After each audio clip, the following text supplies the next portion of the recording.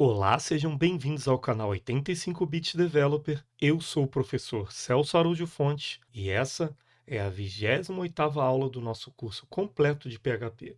Bem, após estudarmos os dois primeiros grupos do Design Patterns do Gang of Four, os criacionais e os estruturais, finalmente começaremos a estudar o terceiro e último grupo de padrões, denominados de comportamentais. Esse grupo é composto de 11 patterns e o foco deles é o relacionamento entre os objetos, através da identificação de padrões de comunicação comuns entre esses objetos, de maneira que possa aumentar a flexibilidade na realização dessa comunicação. Além disso, muitos desses patterns possuem também como característica marcante a possibilidade de utilizar as próprias classes como entes ou partes de algoritmos.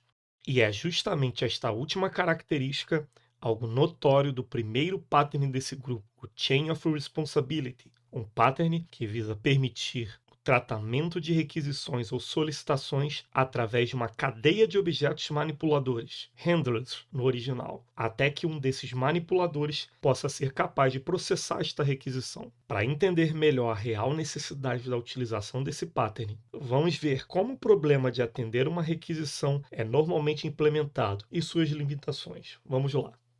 Imaginemos a seguinte situação. Uma aplicação precisa de uma classe que seja capaz de tratar três possibilidades de requisição: A, B ou C. Uma possível implementação seria utilizando uma estrutura de controle if-else, switch ou até o match, onde a mesma assumiria a responsabilidade de tratar cada uma das possibilidades da requisição. O problema é que sabemos que na vida real as aplicações sofrem constantes manutenções evolutivas e caso houvesse a necessidade da inclusão de um novo tipo de requisição, seria necessário modificar e acumular mais responsabilidades para este único método, claramente violando alguns dos princípios do Solid, principalmente o princípio aberto-fechado. Então, qual seria a solução de design proposta pelo Chain of Responsibility para resolver esse problema? Vamos lá.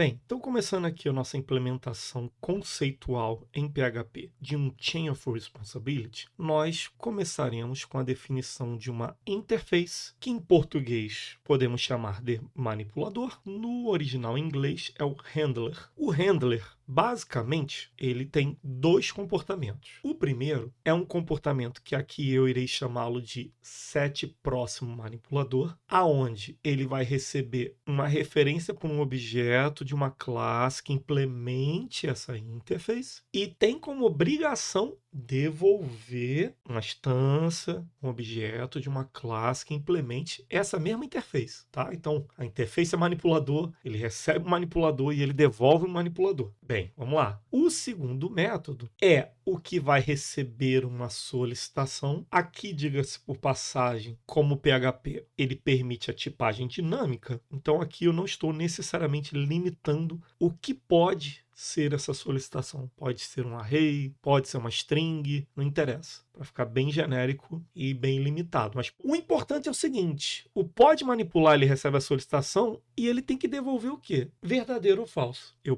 posso ou eu não posso manipular essa solicitação? Essa é a grande jogada do Chain of Responsibility. Bem, com a nossa interface implementada, partiremos para um outro papel importante do Chain of Responsibility, e é um papel ainda abstrato, porém com algumas implementações não abstratas, e esse papel tem o nome de manipulador base. Este manipulador que irá servir para a implementação de todos os elos da nossa corrente. Os elos, a figura do elo da corrente do Chain of Responsibility aqui, são manipuladores. E aqui no manipulador base nós colocaremos tudo que um elo da corrente precisa ter. Coisas que são idênticas, vamos implementar aqui no manipulador base. Coisas que não são idênticas, isso é como processar cada manipulação, isso aí vai ficar de responsabilidade de cada um. Então o método vai continuar abstrato. Vamos lá. Essa classe ela também terá um atributo. O atributo se chamará próximo manipulador. Vocês vão ver nas definições originais algo como next handler, próximo manipulador. Esse cara, ele pode estar vazio, por isso que aqui na typed property do PHP 7.4 para cá, eu utilizei esse operador para poder dizer que esse atributo ele pode pode ser manipulador, isso é, pode ser uma referência para um objeto do tipo que implemente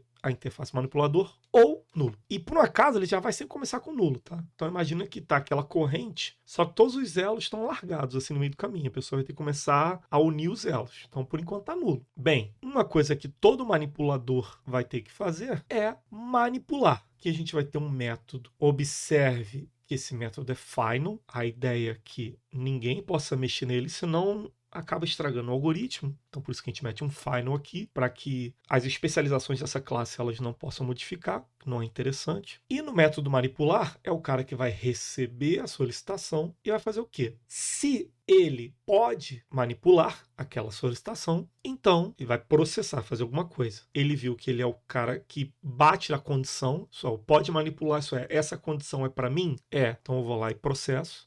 Caso contrário, se existir um próximo manipulador na corrente, isso é, o atributo próximo manipulador ele não seja nulo, passaremos essa solicitação para o próximo manipulador. Nessa classe, nós ainda iremos implementar mais 2 métodos final para que os manipuladores concretos possam herdar. Vamos lá. O próximo é o método getPróximoManipulador. Como o atributo é privado, então precisaremos colocar aqui um accessor, lembrando que ele pode ser uma referência para um objeto de uma classe que implemente a interface manipulador ou nulo. Então, novamente, a gente usa aquele operador da interrogação aqui no PHP. O próximo método é o método setPróximoManipulador. Esse set, ele, além de receber como parâmetro uma referência para um objeto de uma classe que implemente manipulador, ele também vai devolver uma referência. Por quê? Vamos ver aqui na implementação. Além de nós setarmos, como todos os mutators que fizemos até agora, nós iremos retornar essa referência para essa instância. Com isso, vai permitir com que o usuário dessa Chain of Responsibility ele possa utilizar uma técnica, um padrão chamado interface fluente, que vai permitir com que ele possa invocar o método setPróximoManipulador de forma sequencial, ganhando assim um pouco de agilidade na hora da programação. Quando a gente for utilizar esse método na hora das instâncias, vai ficar um pouco mais claro para a gente visualizar isso. E por último, teremos um método abstrato chamado processar, que recebe a solicitação. Aqui, nesse modelo conceitual, além de não definir explicitamente o tipo da solicitação e nem se haverá retorno ou não, tá? A gente está deixando assim aberto, mas observe que como esse método é abstrato, isso significa que essa sim é uma responsabilidade, uma obrigação das classes filhas de manipulador base. É o que a gente vai começar fazendo agora, vamos lá.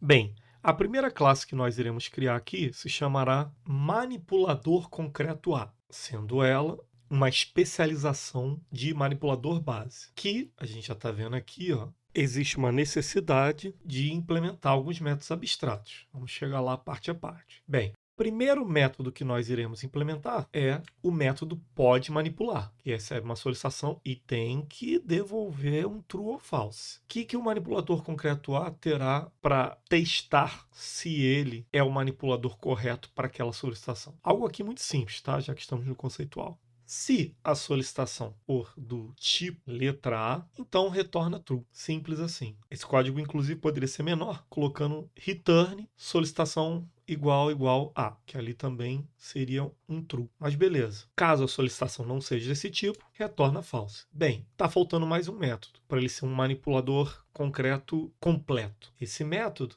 é o método processar. Então, a partir do momento que ele seja hábil a fazer aquela manipulação, ali é só para dizer assim, eu posso ou eu não posso. Agora sim, o que fazer com essa solicitação, sabendo que essa classe a escolhida a atender a requisição? Bem, de uma forma simplória, vamos colocar aqui para ele imprimir algo na tela, assim, ó, processando solicitação com e o nome da classe. E aí, o que a gente vai fazer agora, né? Ainda nesse âmbito conceitual? Vamos seguir esse mesmo modelo para outras classes. Vamos lá.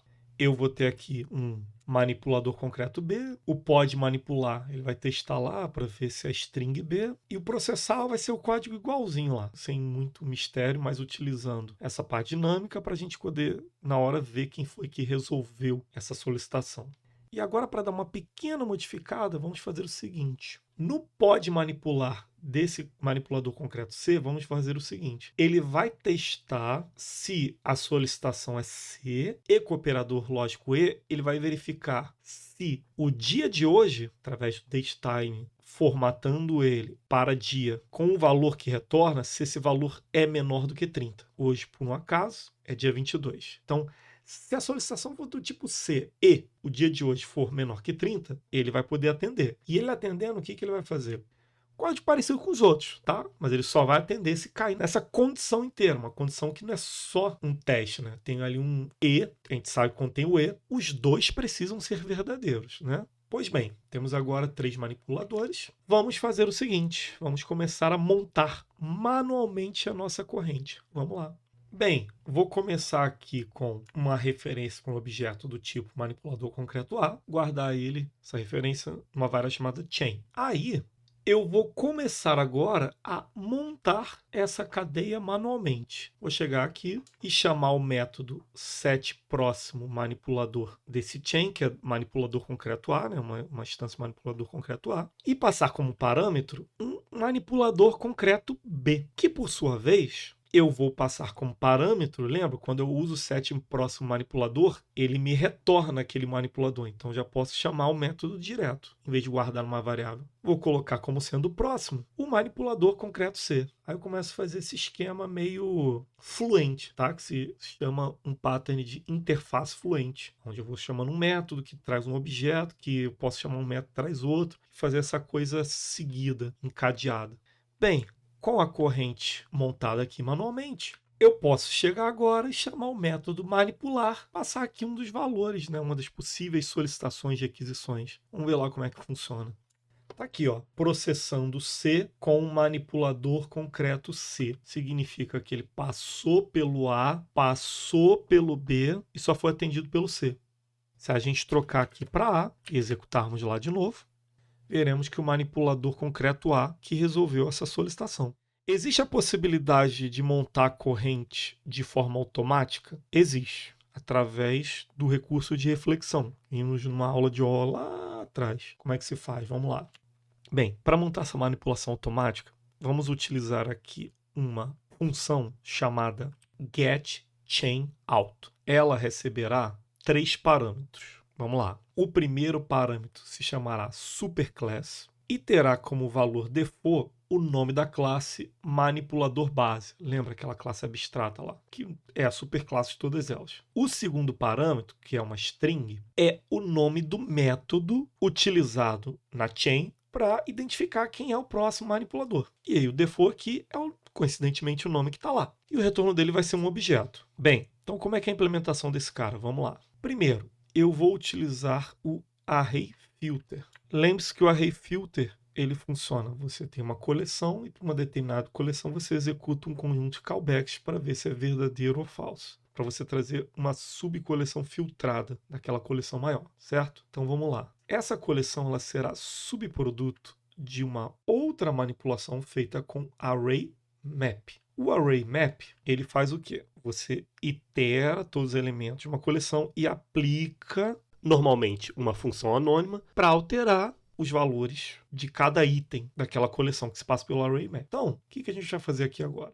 O callback, ele vai fazer o seguinte, ele testará se para um determinado C, que no caso aqui vai ser um nome de classe, ele for subclasse daquela superclasse lá que passou como parâmetro, nós vamos criar uma instância dele. Caso contrário, nulo. Esse é o callback, que a gente vai passar para o ArrayMap. E de onde vai vir essa coleção que a gente vai executar esses dados? De uma função nativa do PHP chamada getDeclaredClass. Essa função, ela consegue trazer em tempo de execução todas as classes criadas e carregadas até aquele momento. E aí, com isso, como vem uma quantidade absurda de classes, a gente não quer qualquer classe, a gente vai usar esse if ternário para testar. Essa classezinha C, ela é subclasse daquela nossa manipulador base? É? Então, vai lá, aproveita e cria essa instância e coloca lá no array. Senão, nulo. É o que ele vai fazer. E aí, por que o nulo? Porque quando a gente passa um array para o ArrayFilter sem um callback, o que o ArrayFilter faz? O comportamento default dele é tirar tirar todos os nulos. Então aqui, no final das contas, só irá sobrar instâncias, por isso que tem o new C, de manipuladores. No caso lá, aquele manipulador A, B ou C. Se tivesse um novo D, E, F, automaticamente ele faria isso. Logo em seguida, nós iremos iterar essas instâncias, tá, que ele criou. Provavelmente ele criou dos manipuladores concreto A, B e C. E para cada uma delas, pegando chave e valor, nós testaremos se a chave dessa coleção lá, manipuladores, ela é diferente da última posição. Se for diferente da última posição, significa que a gente não chegou no final dele iterando dentro do for each, vamos pegar essa instância aí de manipulador, executar o método, que método? Aquele set próximo manipulador. E quem vai ser esse próximo manipulador? O cara seguinte dentro desse array de manipuladores. Isso é o K mais 1. Se esse aqui é o 0, ele vai pegar o manipulador 1 e vai colocar ele como sendo o próximo manipulador do 0. E o 2 do 1, e o 3 do 2, e por aí vai. Até chegar ao último. O último fica como null. E aí, no final, nós retornaremos o primeiro item, isso é, o primeiro manipulador dessa lista. Com isso, podemos aqui colocar o resultado dessa function que retorna um objeto, né, uma referência para um objeto, essa variável aqui, chain_out, e aí chamar o método manipular, colocar aqui C, por exemplo. Vamos ver o resultado. Está aqui, ó, processando C com o manipulador concreto C. Bem, observem que se a qualquer momento nós copiássemos, colássemos e criássemos um manipulador concreto D, salvássemos aqui e pedíssemos para uma requisição do tipo D, ela pudesse ser manipulada por essa corrente, automaticamente, com o poder da reflexão atrelado à flexibilidade, à estrutura de manipuladores, aonde você tem um manipulador seguinte que pode resolver aquela questão, isso é, a estrutura de corrente dessa fila encadeada, basta incluir uma nova classe e nessa classe você designar uma responsabilidade única dela de tratar um único tipo de requisição, tirando assim o peso de responsabilidade de um método de uma classe ter um if lá que o tempo todo vai ter que estar crescendo com um novo else ou um switch que vai ter que ter um novo case, por aí vai. Esse é o poder do Chain of Responsibility. E como seria utilizando ele numa aplicação de domínio real? Vamos lá. Bem, o domínio da nossa aplicação na qual nós utilizaremos o Chain of Responsibility para sua implementação será no domínio de atendimento a clientes, aonde utilizaremos o Chain of Responsibility para permitir com que as requisições possam ser organizadas em diferentes elos da corrente. Além disso, dessa vez nós teremos a figura da requisição em si, vai ter uma entidade para representar isso, e teremos aqui algumas outras entidades, cujo o tipo da instância, isso é, a classe do objeto, ela poderá ser considerada no teste de validação de uma ou várias classes que representam a corrente. Além de outros fatores, como valores de atributos das classes que nós iremos implementar agora. E a primeira classe que iremos implementar agora é a entidade pessoa. Essa entidade, ela é composta de dois atributos. O primeiro, um string nome protegido e uma referência para um objeto cuja classe implemente o datetime interface, chamado data nascimento, também protegido. No método construtor, nós iremos exigir exatamente os valores necessários para colocar nos atributos de uma instância de pessoa. Então aqui a gente coloca thisNome vai receber o valor do parâmetro nome, thisDataNascimento vai receber o valor do parâmetro data nascimento. Bem, logo em seguida teremos um accessor para que o usuário seja capaz de recuperar o nome dessa pessoa, já que o atributo é protegido. Então aqui a gente coloca no código para retornar o nome. Logo em seguida colocaremos um outro accessor, que é o getDataNascimento, para também permitir com que o usuário possa acessar uma instância desse objeto. Então aqui a gente coloca o return e criaremos um método chamado getIdade, um método que permitirá recuperar diretamente o cálculo da diferença entre o nascimento dessa pessoa e hoje. Para fazer isso na implementação com PHP, utilizaremos uma instância de datetime, invocando o método diff, passando como parâmetro a data de nascimento, que a gente recebe lá no método construtor, e a diferença entre essas duas datas, isso é, hoje e a data de nascimento, eu vou extrair o que me interessa, que é quantidade de anos. Então aqui eu peço no finalzinho para acessar o atributo y, tá? De year. E aí, com isso eu consigo recuperar a idade da pessoa. Bem, qual é a próxima entidade do domínio dessa nossa aplicação? Vamos lá. A próxima classe será uma especialização de pessoa. Ela se chamará cliente. Essa classe terá dois atributos explícitos. Serão um atributo chamado dependente, que será uma referência para um objeto do tipo pessoa, e matrícula, uma string. Tá? Os dois têm visibilidade privada. A gente sabe, é claro, que como cliente é uma especialização de pessoa, ele também tem os atributos que uma pessoa tem. Se a gente voltar aqui um pouco o vídeo, a gente vai lembrar que pessoa tem nome e data de nascimento. Tá? Então, tecnicamente, essa classe cliente ela tem 4 atributos. Bem, vamos lá. No método construtor, nós iremos exigir que, além dos atributos básicos que toda pessoa tem, inclusive a pessoa cliente, que é o nome e a data de nascimento, o usuário dessa classe, se quiser uma instância, vai ter que também passar a matrícula e, opcionalmente, passar um dependente. Pois bem, na implementação, primeiro, como nós já estamos fazendo um overwrite do método construtor, precisamos invocar o código original, para não ter que fazer um Ctrl+C, Ctrl+V de lá. A gente simplesmente usa o operador parent para poder recuperar esse código original e executar aqui. E logo em seguida, obviamente, fazer as nossas customizações. Isso é, aqui teremos também que setar a matrícula e setar o dependente, que pode ser um null. Não tem problema. Com isso, a gente fecha o construtor sobrescrito dessa classe. Bem, logo em seguida, teremos um set dependente, um setter, para poder permitir com que, a qualquer momento, possa ser definido um dependente para aquela pessoa. Bem, a implementação é a classe. O operador diz, atributo dependente vai receber o conteúdo. No caso, vai ser uma referência para uma pessoa. Essa referência está na variável dependente. Adiante, teremos um getter, que será o get dependente, que pode voltar uma referência para um objeto tipo pessoa ou nulo, porque o dependente pode existir ou não. Então aqui nós colocamos na implementação algo bem simples como um return diz dependente. Detalhe a atentar é o uso da interrogação aqui também na hora de informar o tipo de saída desse método. Pois bem, por último agora, um método chamado getMatrícula para retornar a matrícula, né? Já que a matrícula é privada. E aí com isso a gente termina essas nossas duas classes, da pessoa genérica e do cliente específico.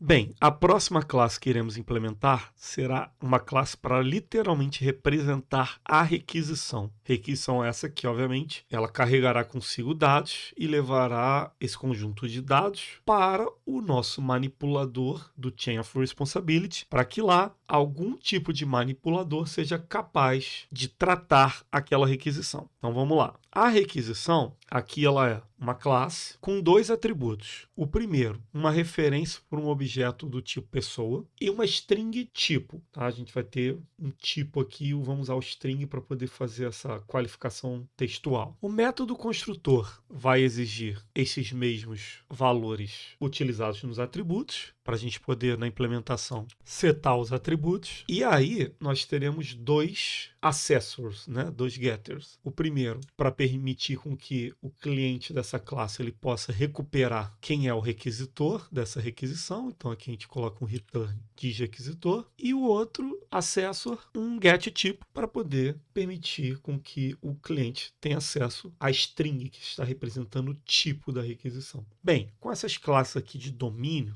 podemos agora finalmente partir para a implementação do chain. Vamos ver?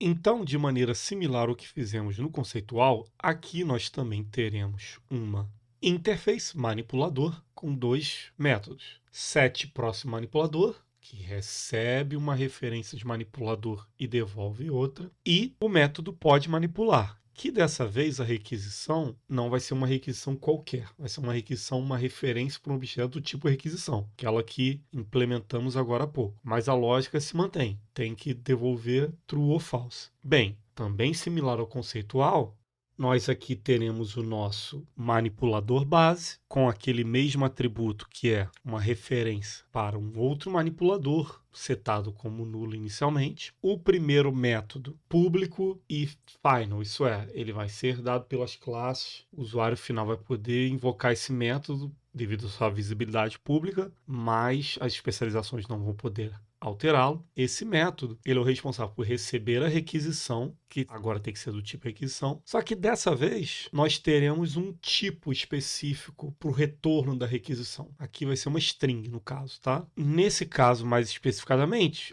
uma string ou nulo. Por quê? Aqui eu optei para, se caso não exista um elo da corrente que seja capaz de manipular uma determinada requisição, vai retornar nulo. Uma outra possibilidade seria, caso nenhum manipulador seja hábil a atender essa requisição, levantar uma exception, mas isso fica a critério do programador. Logo em seguida também teremos o método público, que servirá como um accessor para o próximo manipulador, e um setter para o próximo manipulador, que devolve também ele, próximo manipulador, passado como parâmetro, de maneira com que dê para utilizar aquele padrão chamado interface fluente. Bem, com isso nós podemos começar agora a criar nossos manipuladores concretos. Atitude de simplificação, iremos criar 3. Vamos lá. O primeiro se chamará classe atendimento novo cliente. A gente viu isso lá no conceitual, ele tem que implementar 2 métodos. Um para dizer se ele atende uma determinada requisição e o outro método para dizer que, atendendo aquela requisição, o que ele irá processar. Então vamos lá. O primeiro método é o teste em si, né? O pode manipular. E aqui o teste sendo feito sem a necessidade de if, porque já está sendo feita uma comparação ali com o operador de comparação aqui, ó, o igual, aonde eu verifico se a classe do requisitor da requisição é uma pessoa. Então, se for uma pessoa o requisitor dessa requisição, o atendimento novo cliente, ele será capaz de processar essa requisição. E o seu processo, também a título de simplificação, será devolver uma string dizendo atendimento novo cliente solicitando, e aí colocando aqui, depois de 2 pontos, o tipo da requisição. Bem, próxima classe. Atendimento cliente sem independente. O teste dele é o seguinte, é um pouco mais complexo. Se a classe do requisitor, né, ele for cliente e não tiver dependente, usando aqui o operador not. E aí, essa classe assume a responsabilidade de processar. E como é que ela vai processar? Devolvendo uma string chamando atendendo cliente sem independente, solicitando, e aí o tipo da solicitação.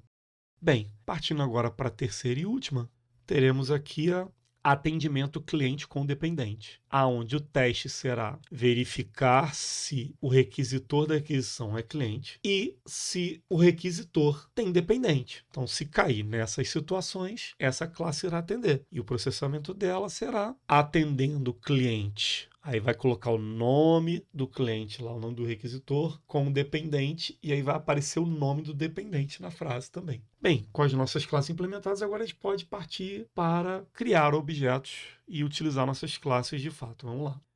Bem, na própria ordem das entidades que a gente foi criando, vamos começar aqui criando primeiro as pessoas e os clientes. Vamos lá. Começando aqui com uma pessoa chamada João, cuja data de nascimento é 20 de janeiro de 88. E a referência para esse objeto vai ficar guardado nessa variável chamada pessoa 1. Logo em seguida, teremos a cliente Maria, nascida em 77, com a matrícula 001. Logo depois, teremos o cliente 2, tá? Que será o cliente José, também nasceu em 77, a matrícula dele é 002 e ele tem um dependente, que é o Enzo, nascido em 2018. Bem, agora vamos começar a usar o chain. Começamos o chain utilizando o atendimento novo cliente, para que, logo em seguida, nós, através do método setPróximoManipulador, possamos conseguir colocar um outro manipulador como sendo o próximo, tá? Então aqui a gente coloca o atendimento cliente independente. E aí, logo em seguida, a gente coloca para setar o próximo manipulador, passando como parâmetro o atendimento cliente com dependente. Então, com isso, a gente consegue montar a corrente com esses nossos 3 tipos de manipulação. Agora, a gente vai começar a fazer algumas requisições e passar para o manipulador e ver como é que ele vai tratar. Vamos lá. primeira requisição, uma requisição passando o pessoa1, que é o João, e o tipo lá que eu falei que era uma string, aqui vai ser informações. Vamos colocar aqui uma quebra de linha para fazer a outra requisição para o chain. Dessa vez com cliente 1, tipo dúvida, quebra de linha, logo em seguida, cliente 2, tipo reclamação. E aí agora vamos executar lá no navegador e ver como é que foram feitas essas manipulações de requisição. Vamos lá. Tá aqui, ó, o primeiro, ó, atendendo novo cliente, solicitando informações, ok. O segundo era da Maria, que não tem dependente, então tá aqui, ó, atendendo cliente sem dependente. E o terceiro, que era de um cliente com dependente, tá aqui a frase certinha, o nome do cara e o nome do filho dele. Bem, podemos partir para o segundo pattern do grupo dos comportamentais, o command. Vamos lá. Bem, e o segundo pattern do grupo dos comportamentais é o command, ou comando em português. O command basicamente encapsula uma solicitação com um objeto e, assim, permite parametrizar outros objetos com solicitações diferentes, além de oferecer, opcionalmente, suporte a operações que podem ser desfeitas. O command permite desacoplar o solicitante da ação do objeto que executa a ação. Uma boa analogia para compreender o command é o controle remoto universal. Vamos supor que precisamos construir um controle remoto universal para um sistema de automação residencial que deve controlar os diferentes equipamentos elétricos da casa. Um único botão do controle remoto deve ser capaz de realizar a mesma operação em dispositivos semelhantes. Por exemplo, um botão on/off pode ser usado para ligar ou desligar diferentes aparelhos de TV em diferentes cômodos da casa. Aqui, esse controle remoto será um controle remoto programável e será utilizado para ligar e desligar diferentes equipamentos, não só apenas equipamentos elétricos, mas também as luzes. Se optássemos por utilizar uma abordagem tradicional para implementar esse controle, com switch case, por exemplo, teríamos problemas na manutenção evolutiva da aplicação, pois, para adicionar qualquer novo item ou modificar um botão para executar outro propósito, exigiria a constante alteração no código dessa classe, violando claramente o princípio aberto-fechado. Este problema pode ser resolvido utilizando o Command Pattern, onde iremos dividir as classes em 5 diferentes responsabilidades e papéis. São elas: o Command, que declara a interface para executar uma operação; o Command concreto, que vincula a ação ao receptor; o receptor, ou no inglês Receiver, que recebe as ações do Command; o invocador, ou no inglês o Invoker, que lida com uma coleção de comandos e determina quando os comandos são executados; e o cliente, que gerencia as interações entre o receptor e o comando e o invocador. E como seria a implementação desse controle remoto universal utilizando PHP? Vamos lá. Bem, começaremos aqui a nossa implementação declarando a interface command, cujo único método será o método executar. Logo em seguida, implementaremos nossos receivers, ou receptores. Para esse pequeno exemplo aqui, nós teremos dois. O primeiro será a classe luz, que terá dois métodos, sendo o primeiro um método chamado acender, cujo código será um simples print, e o segundo método apagar, que também será um print aqui com a string luz apagada e a quebra de linha. O segundo receptor será a classe ventilador, também com dois métodos, sendo o primeiro o método iniciar, que a título didático aqui só imprimirá uma string chamada ventilador iniciado, e um outro método chamado parar, também com uma string. Bem, agora que já temos nossa interface de command e duas classes receptoras, podemos começar a implementar os comandos concretos. Os comandos concretos serão onde nós encapsularemos ambos objeto e operação, isso é, o objeto receptor e um método a ser utilizado no receptor. Eles estarão juntos formando um comando. Essa é literalmente a essência do pattern. Então vamos começar aqui implementando o nosso primeiro comando concreto. Vamos lá. Nosso primeiro comando será o apagar luz command, tá? Implementando a interface command. Aqui o NetBeans já está pedindo a implementação do método executar, obviamente. Essa classe ela terá uma referência para um objeto do tipo luz, tá? O receptor luz. No método construtor, nós iremos exigir uma referência para um objeto do tipo luz para poder setar esse objeto lá naquele atributo que a gente acabou de declarar. Logo em seguida, nós implementaremos o método executar, cuja implementação será, primeiramente, imprimir na tela a mensagem apagando a luz e, logo em seguida, executar a operação, na terminologia do OR, mais precisamente, o método apagar da luz. Nesse exemplo, obviamente, é algo muito simples, que a gente está encapsulando, mas independente disso, por enquanto, aqui a gente já começa a ter as vantagens da extensibilidade ao separar o receptor da execução e encapsular os dois dentro de um comando. Vamos lá, vamos implementar os próximos comandos concretos. A próxima classe será a acender luz command. Vai ser muito similar à classe anterior. Nós teremos uma referência para um objeto tipo luz. No método construtor, nós iremos exigir uma referência para esse objeto para que a gente possa setar esse atributo e, obviamente, implementar o método executar. Afinal, essa classe implementa a interface command. E nesse caso aqui, a mensagem será um pouco diferente. Será acendendo a luz e executaremos o método acender. Bem, as próximas duas classes de comando concreto serão muito similares, porém voltadas para outro tipo de receptor. No caso aqui, o ventilador. Vamos lá. Implementaremos agora a classe iniciar ventilador command, que terá um atributo que será uma referência para um objeto tipo ventilador. No método construtor, nós iremos exigir uma referência para esse tipo de objeto, para poder setar o atributo. E no método executar, nós iremos invocar o método iniciar do ventilador. Bem, próxima classe. A classe agora se chamará parar ventilador command, que também terá uma referência para ventilador, também irá exigir essa referência no método construtor e na execução, ela, além da string, executará o método parar do receptor ventilador. Bem, agora nós implementaremos o papel do invocador, que nesse nosso contexto será o controle remoto universal. Essa classe terá um atributo chamado command, que será uma referência para um objeto cuja classe implemente a interface command. Ela terá dois métodos. O primeiro será um método chamado setCommand, para permitir que em tempo de execução a classe cliente possa alternar o comando a ser executado. E o segundo método será o método botão pressionado. Esse método ele será o responsável por executar ou registrar e executar a ação do comando corrente. Em implementações mais complexas desse pattern, é possível ter uma lista dos comandos que foram executados e, inclusive, implementar a operação de voltar, criando uma combinação desse pattern com um outro pattern que nós ainda iremos estudar, chamado memento. Mas pode ser implementado dessa maneira simples, onde nós setamos o comando e, no contexto de um controle remoto, nós pressionamos para que esse comando seja executado. Observem aqui que o invocador ele não sabe o menor detalhe sobre o receptor, nem os detalhes de implementação dos comandos, permitindo assim uma manutenção evolutiva transparente. Bem, agora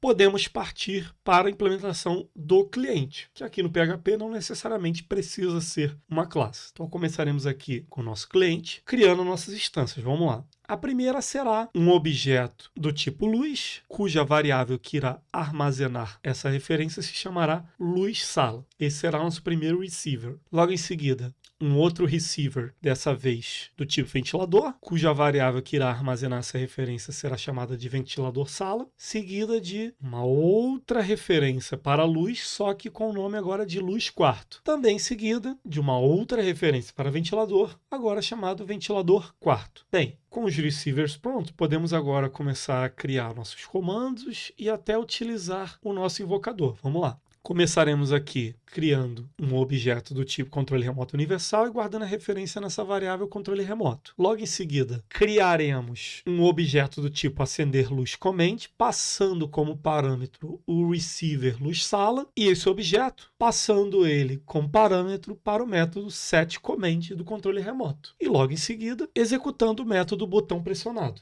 Bem, com o controle remoto criado, podemos agora fazer o seguinte. Vamos lá. Setaremos um novo comando em tempo de execução. Dessa vez o acender luz command passando a luz do quarto e pressionando o botão. Setaremos um outro comando agora, iniciar ventilador command, passando o ventilador da sala e novamente pressionar o botão. Trocaremos o comando agora para o parar ventilador command e pressionaremos o botão. Setaremos agora o comando para o iniciar ventilador command, passando o ventilador quarto e também pressionaremos o botão. Setaremos agora o comando para parar ventilador e pressionaremos o botão. Vamos ver como ficou o resultado desse script? Vamos lá.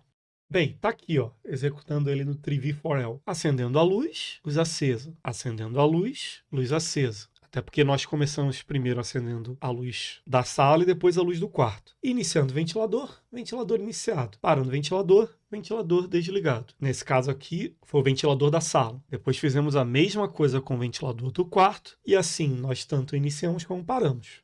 Bem, mas como seria a utilização do Command Pattern com PHP num contexto de uma aplicação do mundo real? Vamos lá. Bem, e nossa aplicação utilizando o Command no contexto do mundo real com PHP será uma pequena aplicação cujo objetivo é realizar auditoria através de log. A aplicação ela precisa ser hábil a efetuar diferentes tipos de mensagens de log em diferentes tipos de meios de persistência. Para essa implementação, nós iremos implementar tanto a persistência em TXT como em banco de dados. E mais uma vez, para utilizar banco de dados, vamos trazer aqui as nossas classes de configuração e nosso singleton de conexão, que nós vimos lá na aula de singleton e fomos utilizando em outras aulas também, para poder fazer acesso ao banco de dados. Bem, com essas classes implementadas, partiremos agora para a implementação da interface do Command. Nessa aplicação, nós utilizaremos classe abstrata para que seja possível que os commands concretos possam herdar o método construtor, que é comum entre eles. Então, vamos lá. A classe se chamará Command, uma classe abstrata, obviamente. Ela terá um atributo chamado receptor, que será uma referência para um objeto do tipo receptor, que nós ainda iremos implementar. E no método construtor, ela irá exigir um objeto desse tipo, para que, obviamente, ela possa pegar essa referência e setar lá no atributo que nós acabamos de declarar. Além disso, é claro, similar ao que tivemos na interface no exemplo anterior, aqui nós também declararemos um método abstrato chamado executar, fazendo assim com que todas as implementações concretas de command, elas sejam obrigadas a implementar o método executar. Vamos lá, então vamos começar com a primeira implementação concreta.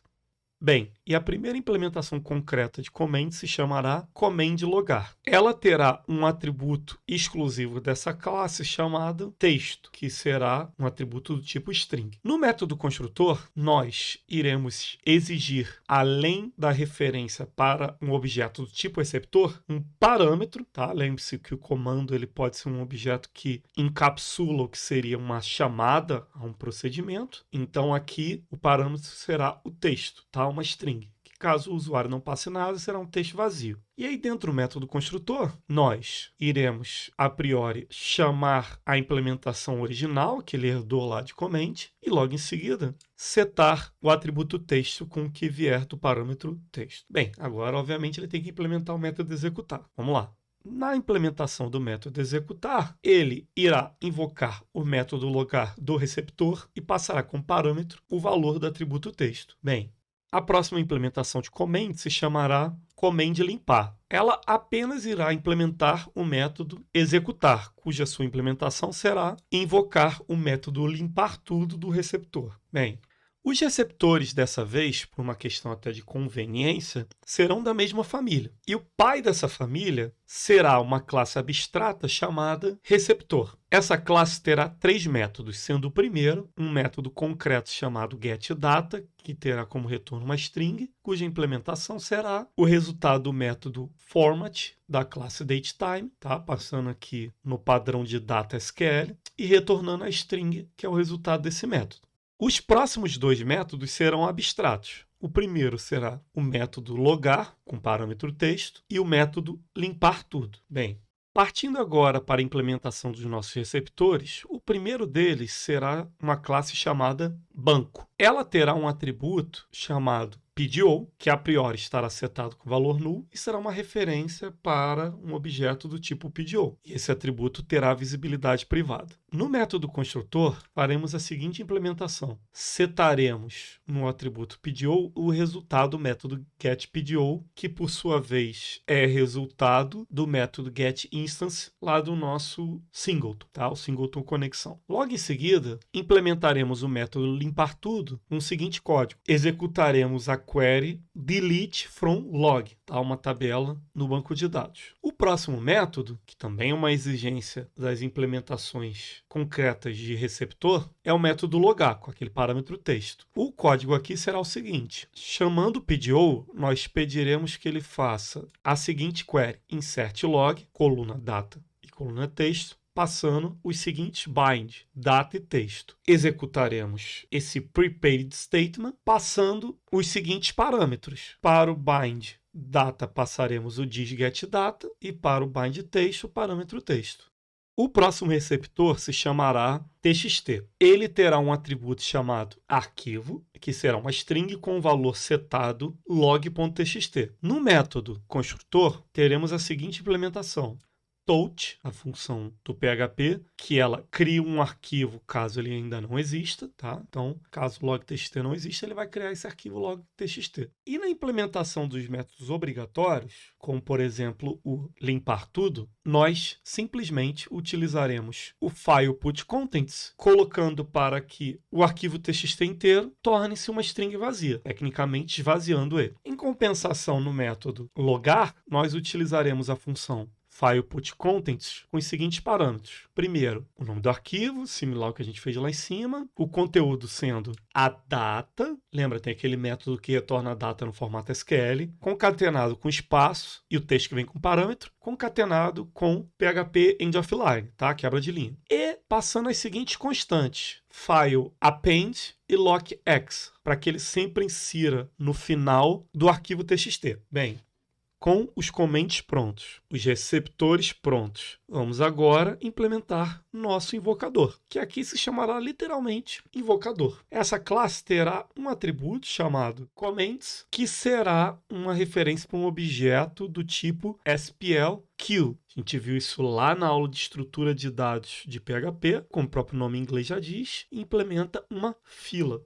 Bem, no método construtor, nós utilizaremos o seguinte código: atributo comments e recebo uma referência para um objeto que representa uma fila vazia, a priori. Logo em seguida, implementaremos um método chamado armazenar executar, que receberá como parâmetro, em tempo de execução, uma referência para um objeto do tipo comments. E a implementação desse método será a seguinte: através do método push, adicionaremos no final dessa fila o novo comando. Logo em seguida, como o próprio nome diz, né, armazenar executar, nós executaremos o comando. Bem, no próximo método, que será o get histórico, como o atributo lá é privado, nós faremos aqui uma espécie de getter, né, um accessor, permitindo com que o usuário da classe ele possa ter a lista, né, do que está na fila de comandos.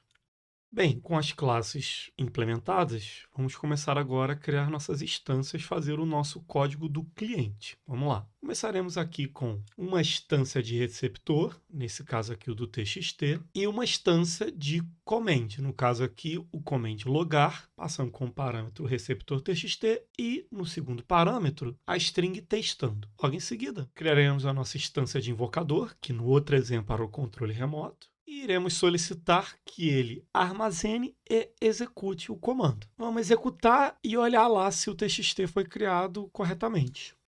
Bem, a página não vai ter nenhum print. Em compensação, lá no diretório onde está esse script, teremos um arquivo chamado log.txt, cujo conteúdo será aqui o horário testando. Se nós fecharmos e executarmos aqui, por exemplo, mais 2 vezes e voltarmos lá, teremos aqui a mensagem de log no texto. Agora, se nós trocarmos aqui para o receptor banco e executarmos o código e formos aqui na tabela log, estará aqui a mensagem. Do mesmo jeito, se nós rodarmos o script mais 2 vezes, os registros estarão aqui na tabela de log. De forma similar, também serviria se nós trocássemos o comando logar pelo command limpar. E aí, se a gente for lá e executar o script e voltarmos lá no banco, a tabela estará vazia. De forma similar ao txt, se nós trocássemos lá o receiver, estaria vazio também. Bem, e o terceiro pattern do grupo dos comportamentais é o interpreter. Esse padrão tem como objetivo ser utilizado para definir uma representação gramatical para uma linguagem simples e fornecer um intérprete, daí o nome do pattern, para lidar com a gramática desta linguagem. E o processo de interpretação consiste basicamente em converter as informações de origem em uma estrutura de árvore binária de expressão, composta de expressões terminais e não terminais, onde ambas implementam um método chamado interpretar. Uma expressão não terminal é uma combinação de outras expressões não terminais e ou terminais. Por outro lado, uma expressão terminal significa finalizada, isto é, não há processamento adicional envolvido. E como toda estrutura em árvore, a árvore binária de expressão também é iniciada na raiz. Neste caso, a raiz sempre começa com uma expressão não terminal e, logo em seguida, resolve cada ramificação até que todas as expressões terminem. Um exemplo de expressão seria a expressão aritmética A mais B. O A e o B, nesse caso, serão expressões terminais, enquanto o símbolo de adição será uma expressão não terminal, pois ele depende das duas outras expressões terminais. O Pattern Interpreter, descrito no livro Gang of Four, não indica como construir uma árvore binária de expressão. O processo de construção da árvore dependerá das construções gramaticais das frases que se deseja interpretar. Árvores binárias de expressões podem ser criadas manualmente ou dinamicamente, a partir de um script de análise personalizada. E como seria a implementação conceitual utilizando PHP? Vamos lá. Bem, apenas uma ressalva introdutória de que, diferente dos outros patterns, nesse caso do interpreter, nós faremos apenas um exemplo que tentará abordar tanto o lado conceitual quanto o lado de um possível domínio da vida real. Isso é devido às próprias características de amplitude da definição de implementação desse pattern e também do tempo que seria exigido para criar um exemplo mais próximo da realidade, como, por exemplo, criar um interpreter de um SQL. Tá? Isso tomaria bastante tempo. Para que a gente possa ter um meio termo, vamos criar um interpreter que seja capaz de, pelo menos, interpretar duas operações aritméticas a partir de uma expressão utilizando os símbolos aritméticos e variáveis agregadas a uma coleção que irá indicar o valor de cada variável, para que, a partir desse conjunto de dados, o interpreter seja capaz de executar e transformar a operação. Beleza? Vamos lá, então.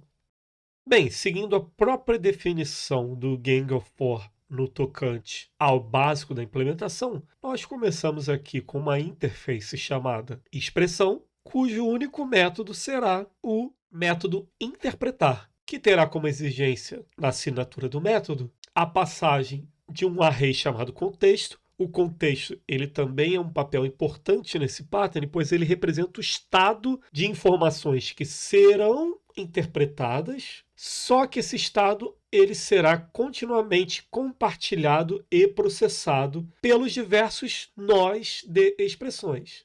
E no final, teremos um valor, está aqui a saída, algum inteiro. Bem, com a nossa interface implementada, podemos agora começar a criar as classes concretas que irão implementar aquele método. Vamos lá. Nossa primeira classe aqui se chamará expressão terminal. Conforme nós vimos agora há pouco, é um dos tipos de expressões que compõem o pattern do interpreter. Essa classe terá um atributo chamado nome, do tipo string. E no método construtor, nós iremos colocar como obrigação a passagem de uma string também chamada nome para, obviamente, setar aquele atributo. E agora, por obrigação, precisamos implementar o método interpretar. No contexto da expressão terminal, utilizaremos um if ternário para verificar se existe uma chave com o nome daquela string que será setada no momento da construção. Caso ele não exista, utilizando aqui o operador null coalescing para não precisar colocar o então já indo direto para o senão, nós iremos levantar uma exceção do tipo domain exception, dizendo que o valor de e o nome que tiver sido passado não existe nos dados. Bem, com a classe da expressão terminal implementada, vamos partir agora para implementar a nossa classe não terminal, que aqui nós utilizaremos o recurso de classe abstrata para poder evitar a repetição de implementação nas classes irmãs. Nossa classe se chamará operação aritmética implementará a expressão. Observem que em momento nenhum o NetBeans está exigindo a implementação do método interpretar, porque essa classe é abstrata. Ela não tem essa obrigação. Toda operação aritmética, isso é, toda expressão não terminal, ela terá dois atributos. O primeiro será uma referência para um objeto de uma classe que implemente expressão, que pode ser essa aqui mesmo, ou uma expressão terminal, e ela se chamará expressão esquerda, e uma outra similar que se chamará expressão direita. Nesse momento, o interpreter ele tem uma semelhança considerável com o padrão composite, pois aqui nós também teremos uma hierarquia de composição de classe, né, permitindo a gente criar filho, neto, bisneto, utilizando esse recurso aqui de fazer referência para o pai de todas elas, que é a expressão, o que ao mesmo tempo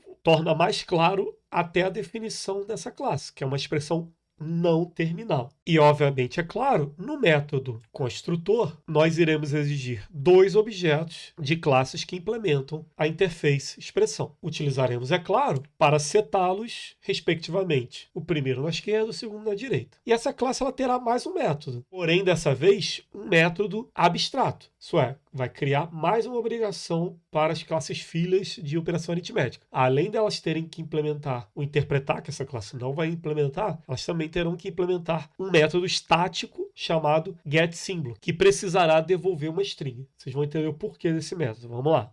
Bem, partindo agora para a nossa primeira implementação concreta de expressão terminal, criaremos aqui a classe adição, que obviamente ela tem a obrigação de implementar dois métodos, sendo o primeiro o interpretar, que veio lá da interface expressão. E qual será o código dela? Nós retornaremos o resultado da interpretação da expressão da esquerda, somada com o resultado da interpretação da expressão direita. Beleza? Só isso. E o método getSymbol retornará, em forma de string, o caractere, mais precisamente, o operador no qual essa classe deverá se responsabilizar em interpretar. Faremos a mesma coisa com subtração. A única diferença é que aqui nós utilizaremos o operador de subtração e o símbolo será o símbolo de subtração. Bem, com as expressões implementadas, tanto as terminais como as não terminais, agora entra a parte que é, por definição, completamente aberta para inúmeras possibilidades de implementação, que é criar a classe que irá montar a árvore de terminais e executar, na devida ordem, os métodos interpretar a partir do contexto. Vamos lá. Bem, e o nome dessa classe, no contexto aqui da nossa aplicação, se chamará calculadora. Ela terá um atributo chamado expressão, que será uma referência para um objeto que implemente a interface expressão. No método construtor, ela irá exigir uma string, que aqui nós chamaremos de texto, e a sua implementação será a seguinte. Criaremos uma variável chamada stack para armazenar uma referência para um objeto tipo SPLStack, que é uma das classes do PHP específicas para implementar uma pilha. Nós vimos isso lá na aula de estrutura de dados. Teremos uma outra variável chamada expressão esquerda, que será inicializada com valor de null. Uma outra variável similar, chamada expressão direita, também com o valor de null. Logo em seguida, teremos uma quarta variável chamada classes operações, no qual faremos o seguinte. Através da introspecção nativa do PHP, nós iremos solicitar todas as classes declaradas até aquele momento do script e com o arrayFilter, nós, através de uma função anônima, filtraremos dessa lista de classes declaradas apenas o nome das classes que sejam filhas de operação aritmética. Bem, logo em seguida, faremos um for tradicional, começando de zero, repetindo a operação de incremento em i, enquanto i for menor do que o tamanho do texto passado lá no parâmetro do método construtor. E dentro desse laço de repetição, o que nós faremos? Setaremos uma variável chamada operações com valor de um novo filtro de array, só que dessa vez em classes operações, onde possivelmente o resultado do método estático getSymbol dessa classe seja igual ao caractere caractere na posição i daquele texto. E aí, com o resultado desse possível filtro, nós recuperaremos, através do array shift, a primeira posição dessa operação de filtro e guardaremos ela na variável classe no terminal. Com essa variável, nós testaremos se, caso não tivermos sucesso ao recuperar nessa posição do texto, posição i, uma classe não terminal, como são apenas dois tipos de classe, podemos, sem sombra de dúvida, colocar na nossa pilha que aquele caractere na posição i era uma expressão terminal e não uma não terminal. Caso contrário, obedecendo a própria regra da álgebra matemática, nós iremos remover e guardar da pilha o último item, fazendo pop e guardando esse valor na variável expressão esquerda, para logo em seguida colocar na variável expressão direita uma referência para um objeto do tipo expressão terminal, porém sendo ele o próximo caractere de i. E aí nós adicionaremos na pilha uma referência para um objeto do tipo classe não terminal, aonde a expressão esquerda será aquela que a gente pegou quando deu pop e a expressão direita o próximo caractere, sem ser o i corrente, o seguinte. Bem, após o laço, nós removemos o primeiro item da pilha e guardamos ele no atributo expressão para que, em um método chamado calcular, que recebe como parâmetro dados, tá? Que será utilizado em combinação com o contexto, para que nós possamos utilizar o método interpretar nessa expressão que a gente deu pop, beleza? Bem, com as classes implementadas, podemos agora utilizar nosso interpreter. Vamos lá. Bem, começaremos aqui com uma instância da própria calculadora, passando a seguinte expressão aritmética: a mais b mais a. Logo em seguida, montaremos um array dados com os seguintes valores. Aqui a do hashmap assumirá o valor 8, enquanto b assumirá o valor 22. E aí, colocaremos aqui dentro de uma string a execução do método calcular, passando o array de dados. Vamos ver como é que ficou? Vamos lá. Tá aqui, ó, o resultado. A soma de 8 mais 22 mais 8, beleza? Se nós trocássemos aqui, por exemplo, para a mais b menos a, e atualizássemos aqui, teríamos o resultado de 22, beleza? Bem, na próxima aula, continuaremos a estudar os patterns restantes do grupo dos patterns comportamentais e o próximo pattern, até por uma questão alfabética, será o iterator. Espero que vocês tenham gostado. Um abraço forte, fiquem com Deus e até a próxima.